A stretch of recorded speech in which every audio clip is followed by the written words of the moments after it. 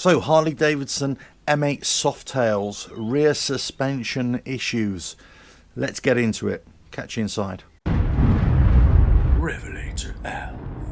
Hello, welcome to Revelator Alpha. I hope you're all well. So this video is all about the rear suspension strut unit on your M8 Softail and some of the problems that many owners have been having, but also interesting reaction from the dealerships as well, and also other Harley-Davidson M8 owners. So this is an interesting one. I've got a message here from David, so thank you, David, for sending this in. And basically he had an M8 114 Fat Boy, which he purchased a couple of years ago, and essentially what happened was he was riding solo, then he carried a pillion. He adjusted the rear suspension here. Now obviously it depends which M8 Softail you have, whether your adjustment is on the side here like on the Sport Glide, or actually it's under the seat. But anyway, he adjusted it for his pillion. It went up to 5, and then when he brought it back down to solo, and he brought it back down to position number 2 for him, he found that the bike was woeful to ride, understeering badly, and basically he went to the dealership and they said it was because of his wide rear tyre, which is ridiculous, obviously, isn't it? So that had nothing to do with it. So they were trying to fob him off already. So to cut long story short, what he found was that when he went to readjust it again, it was very hard to adjust, very hard to turn. Now they can be quite hard to turn anyway, that's for sure. But this is just one word of advice for everybody with these M8 Softails. You need to regularly motor or turn or adjust the rear suspension. Make it go through its whole travel, bring it down to 1, take it up to 5, back down to 1, and then back down to your normal setting as well.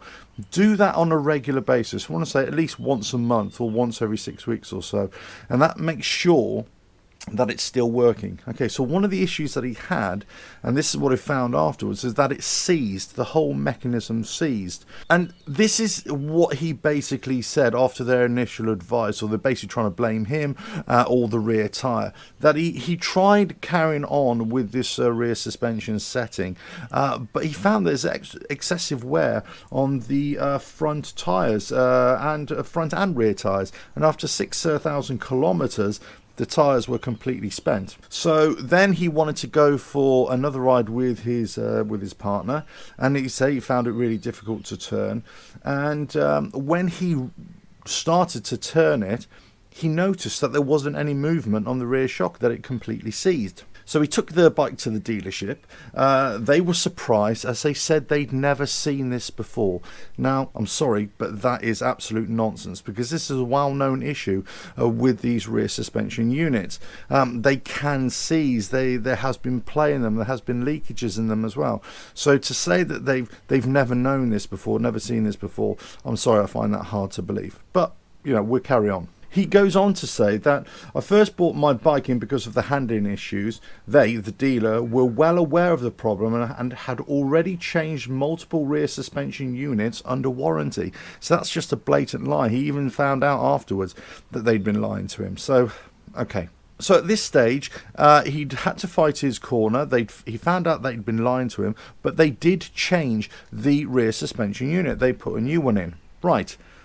Here's where it gets interesting. He went out on a ride. He wanted to take his daughter on the back. He adjusted the suspension, and then when they got back home, he readjusted the suspension to his solo weight, which was position 2. And would you believe the new suspension strut, the new rear suspension, was seized again? He went to the dealership the very next day, which was having a hog barbecue set up there, and he spoke to the dealership.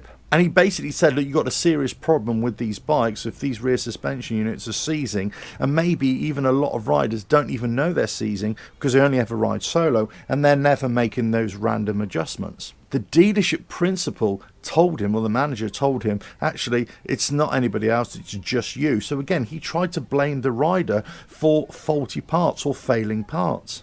Incredible. Now here's where what I find really interesting, and I've got to say really disappointing and puzzled as well. It was a Hog Chapter event outside. He went outside and checked, let me get this right, 23 M8 Softails out there. 9 of them had seized rear suspension units. 9 of them. And the owners weren't aware of it because they only ever ride solo and they don't do that random adjustment. Now, apparently some members of the Hog Chapter were aware of this issue, some of them, but were reluctant to go and complain to the dealership or have words with the dealership because they thought there was some kind of loyalty that they needed to show because the dealership was helping to support the Hog Chapter. I mean, where are your principles? Where is the principle? Where are your priorities here? Is it with your bike? Is it with your own safety or the safety of your pillion? Or is it to a dealership and to your Hog Chapter? I know where my principles and my priorities would lie, not in that. So I think that there's something a bit skewed here. Now, basically, and fair play to David here, what he did, he said to the principal, to the dealership, he said, right, you've got to change my rear suspension unit now. They said they didn't have one in stock. So basically, he forced them to take one off a brand new bike that was on the floor, on the showroom floor, and put it in his bike. So the problem was solved. Or so he thought. Now, the only reason why he was able to get that done, because he had to twist their arm, he said, if you don't get this done right now, he's going to go outside and announce to everybody that this is what's going on. So he kind of twisted their arm a little bit, and fair play to him. But also, when the job was done, he also went outside and told everybody anyway. And quite rightly so, this is public information at the end of the day that needs to be told. Well, here's the issue. Within a couple of months, the second unit failed. So he just got rid of the bike and got his money back. I mean, it was just ridiculous, really. It was just an ongoing saga that was just never really being fully sorted out. Now, this happened in Australia. I don't know which dealership it is, but he called around 11 dealerships around Australia, and none of them said, or they all claimed that they weren't aware of this issue, which again is incredible because it is a well-known problem. Now, he had a contact or a friend, let's say in inverting commas, in Harley-Davidson, Australia, who said that more than 400 of these units, of these rear suspension units, had been supplied to the dealerships as warranty units. And the dealerships had been instructed to pre-lube the units prior to installation, but this fix still didn't work, of course. So most people probably never go through the process of adjusting their rear suspension, even randomly. Many people, they never even realise that even if they're turning the dial, they don't actually check to see if the suspension unit is moving, if it's actually if it's expanding or contracting. Now, he basically goes on to say that there's a lot of Harley-Davidson dealerships blaming the riders, not knowing that the wide right tyre. This is on the Fat Boy we're talking about here. Yeah, he's also did a little digging around and said it's less prevalent in his experience on the breakouts as well. But it is an interesting issue here, not only because of the reaction of the dealerships and Harley-Davidson Australia, of course, but also from other riders. He's also did a bit of digging around here, David, with tyre wear and tyre life, and basically was saying that actually they're getting 10 to 12,000 kilometers on their tyres. And those are with suspension units that are working correctly. The ones that are not working correctly, they found they're about 5 to 6,000 kilometers. So that kind of says it all, really, doesn't it? The unfortunate thing is that this isn't an isolated incident. Actually, these rear suspension units, there have been problems with them from day one. So I think it's a bit of a cheek, it's a bit of a nerve to say that they've never heard of this issue before. So I think that's a shame on the dealership there, a bit of shame on Harley-Davidson there as well, and also shame on some of those owners who just don't want to address the issue. This is a safety issue, this is a handling issue, this is a tyre wear issue as well.